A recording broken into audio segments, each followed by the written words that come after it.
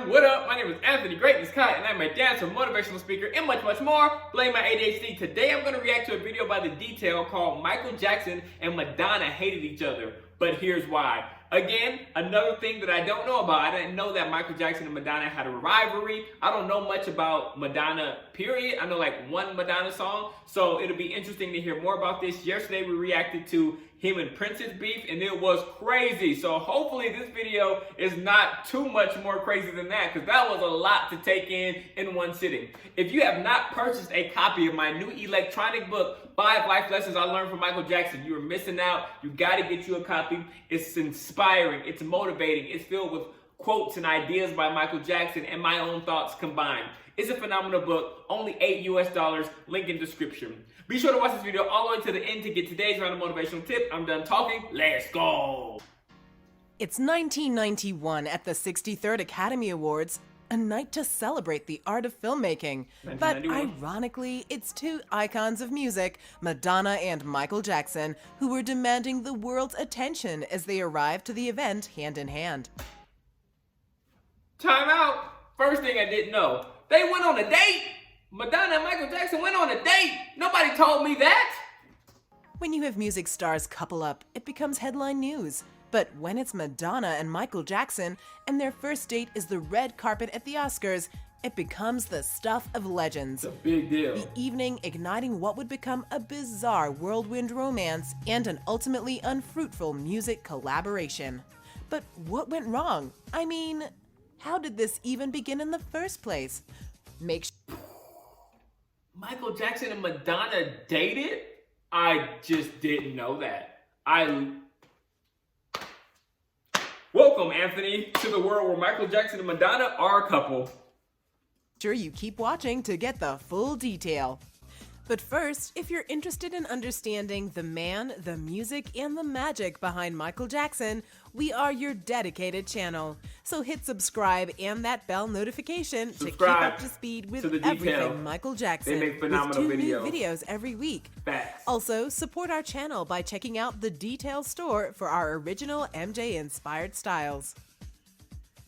Prior to the Oscars, Madonna and Michael Jackson's only other interaction was in 1984 when she went to see Jackson's victory tour at New York's Madison Square Garden. That's dope. At this time, Jackson's career was shattering records and reaching groundbreaking new heights. Yeah. Madonna was early in her career, and with only a handful of hits to her name, enlisted Freddie DeMann as her manager, solely because he also managed Michael Jackson, whom Madonna deemed the most successful person in the music industry. That same year, Madonna expresses her admiration for Jackson on the Australian music series Countdown, where she's asked how she feels about being called the female Michael Jackson. Y'all gonna think I'm crazy. Y'all gonna think I'm crazy. I think it's the eyes, but she looks like Rihanna right there. Don't judge me, don't send me hate mail, but she legit looks like Rihanna when she does that little thing with her face and her eye color. That same year, Madonna expresses her admiration for Jackson on the Australian music series Countdown, where she's asked how she looks just like Rihanna. That's crazy. Don't you send me hate messages. I see your little hateful fingers typing. Keep it to yourself. Feels about being called the female Michael Jackson. They describe you as the new the female Michael Jackson. Have you read that? No, I haven't read that. Well, they have said that. I've heard some other comparisons, but that's nice. That's flattering. She continues to embrace her comparison to Jackson by paying homage during her Virgin tour in 1985, incorporating Jackson's Billie Jean into her performance of Like a Virgin, and in doing so, highlighting their similar bass lines. By 1991, I've never heard the song Like a Virgin, by the way. Should I react to that? Let me know in the comments. Never heard the song Like a Virgin. Should I react to it in the comments? Let me know. Madonna's stardom had become comparable to Jackson's, as she was catapulted into the stratosphere upon the release of each multi-platinum selling record and heavily rotated dance music videos. Jackson, riding high since the release of Bad, was attempting to strike music magic again while recording his latest creation, Dangerous. In an attempt to breathe new life into his sound, as well as cash in on the undeniable press exposure a collaboration the two pop icons would result in, Jackson reaches out to Madonna's management and a date night was arranged, as well as studio time where they were to collaborate. As Madonna recounted, He wanted to get to know me, and I wanted to do the same. When you write with somebody, it's a weird experience. You feel vulnerable and shy. So, in a publicity-seeking move, Madonna and Jackson dined together at Los Angeles hotspot, The Ivy, where the restaurant's employees spent the whole night warding off paparazzi. As chaos ensued outside, the following week's Academy Awards popped up in conversation. Madonna was invited to perform the nominated hit Sooner or Later from the Dick Tracy soundtrack. And having recently broken up with actor Warren Beatty, she found herself without a date. And Michael was like, well, who are you going to go with? And I looked at him, I said, I don't know, you want to go?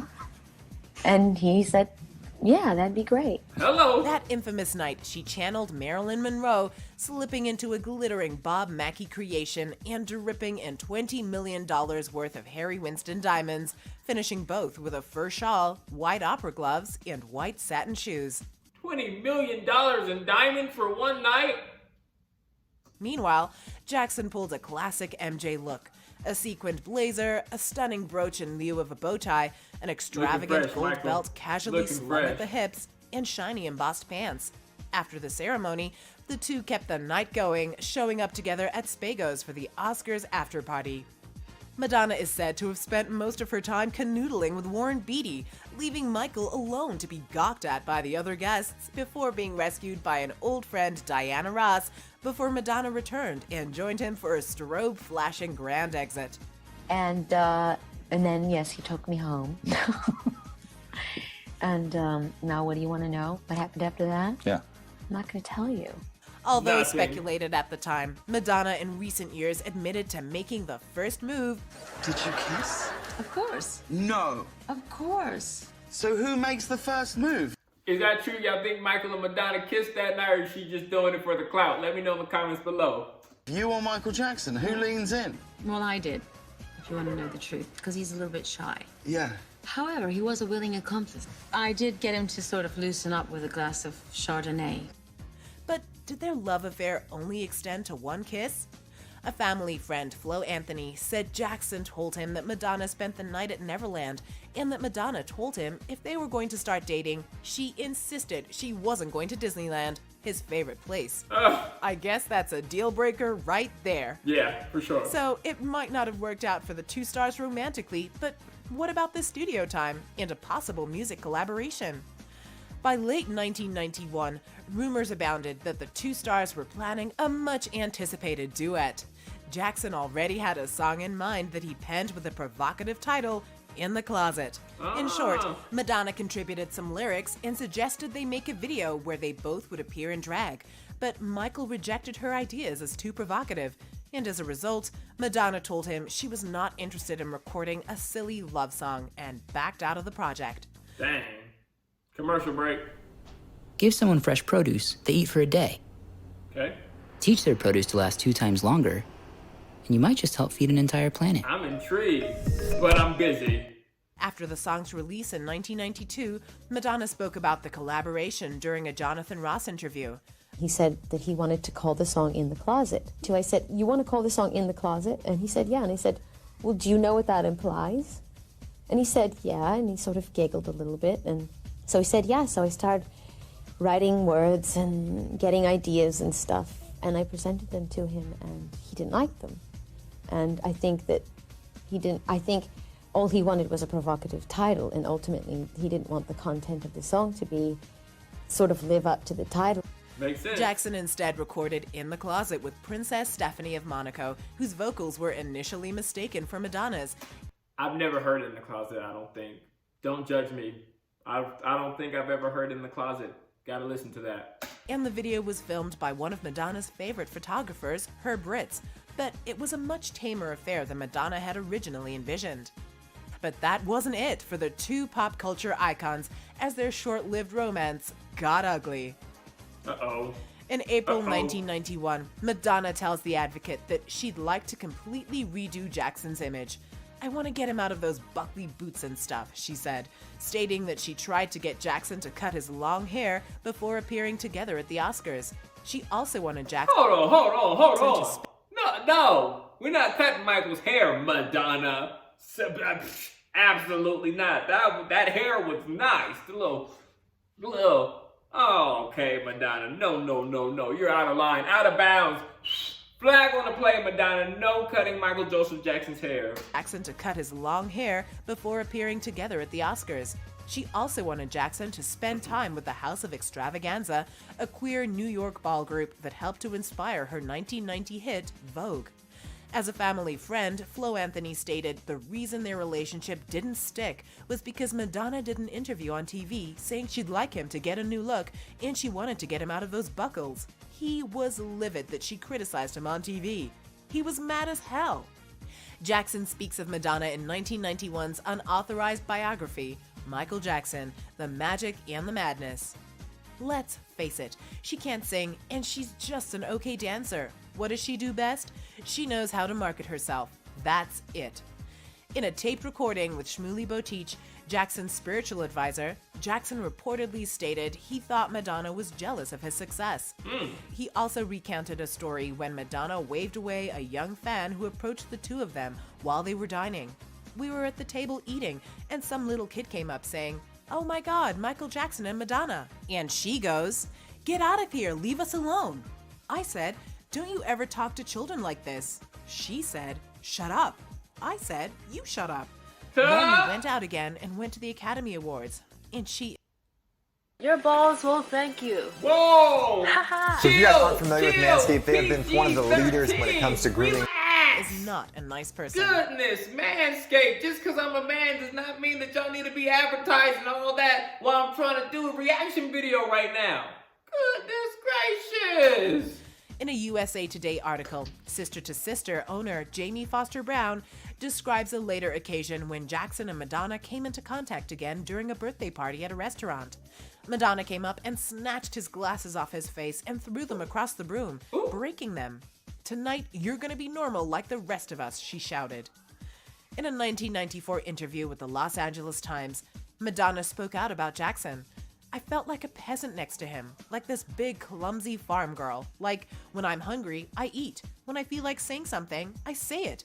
And he has these manners, and he's just so careful about what he eats and what he says. It's something about being in control." She later went on to say, "It's never too late to start being a human being. I'm just talking about being happy in your private life. Just being able to go to a basketball game or for a bike ride and hanging out with your friends without your makeup on. You know what I mean? I don't think he does that." As the years passed by, yeah, he's also Michael Jackson, the biggest star in the world. It's not as simplistic for him to just go to a basketball game or to a bike ride. That's a really unrealistic expectation of the King of Pop. That's my personal opinion. Michael Jackson came in multiple personal and professional setbacks, and occasionally, Madonna would offer support in her own way, as she did in a 2003 Q Magazine interview, slamming Martin Bashir's Living with Michael Jackson documentaries. Sounds horrifying. I wouldn't want to watch it. Horrifying in what way? I give her credit. If she defended Michael Jackson, I give credit where credit's due. Oh, it just sounds so exploitive. So, I don't know. I don't like it. I don't like people humiliating other people like that. It doesn't seem right and fair. After his death in 2009, Madonna seemed to have gained a new perspective on the artist. We went out a few more times together, and then for one reason or another, we fell out of touch. Then the witch hunt began. And it seemed like one negative story after the other was coming out about Michael. I felt his pain. I know what it's like to walk down the street and feel like the whole world is turned against you. Barely a week after his death, she paid homage to the King of Pop on her Sticky and Sweet tour by performing a medley of Billie Jean and Wanna Be Startin' Something, much like she did all those years ago at the beginning of her career. Regardless of how it went down, Madonna seems to empathize with the artist more than ever, still holding his memory close to her heart, Instagramming a throwback photo of them and captioning it, "Best date ever," and more recently defending Jackson after new allegations were made against him in the Leaving Neverland documentary. I don't have a lynch mob mentality, so in my mind, people are innocent until proven guilty. I've had 1,000 accusations hurled at me that are not true, so my attitude when people tell me things about people is, can you prove it? Right. Which they Tune into one of our latest videos right here, and also check out our online store for our latest pop icon-inspired styles. Thanks for watching The Detail. We'll see you next time. All right now. That was a great video. Wow, I just didn't know that Madonna and Michael were a thing. I didn't know Eminem were originally not M&M's, but Eminem, Michael and Madonna. I didn't know that. Hello? I didn't know that. That's incredible. You know what? I'm going to skip the random motivational tip of the day. I don't have one. I'm just catching up to being exposed to the fact that Eminem was a thing. That's deep. All right, so I'll end this video the same way, and all my videos are saying, I believe that I am great. I believe that you are great. I believe that life is great. So go be great. I'm out.